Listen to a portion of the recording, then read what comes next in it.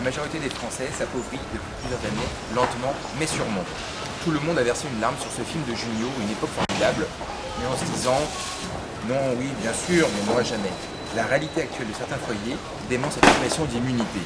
En effet, de plus en plus de travailleurs pauvres s'appauvrissent de jour en jour, et pourtant ils travaillent. Qu'ils remboursent des emprunts ou paient le loyer d'un logement plus ou moins décent, ils n'arrivent plus à épargner, voire à boucler les fins de mois. Il ne leur reste souvent que rien le 15.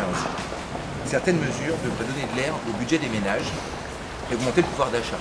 Réintégration des marges arrière, baisse des forfaits de téléphone, déductions fiscales diverses. Pour autant, ces ajustements ne devraient pas mettre beaucoup de beurre dans les épinards. Il faudrait s'attaquer au plus gros poste, le logement. Car enfin, la situation est cocasse. Même un cadre supérieur avec un bon salaire ne peut pas acheter un 4 pièces à Paris sans s'endetter sur 30 ans. Le logement et les coûts associés brillent la consommation des ménages, dont la variable d'ajustement n'est justement pas le logement. S'éloigner encore plus de son lieu de travail n'est pas une solution viable, économiquement, écologiquement, en termes de qualité de vie. Une mesure gouvernementale visant à réduire ou stabiliser les prix de l'immobilier, aussi bien à la location qu'à la vente, permettrait vraiment d'augmenter le pouvoir d'achat.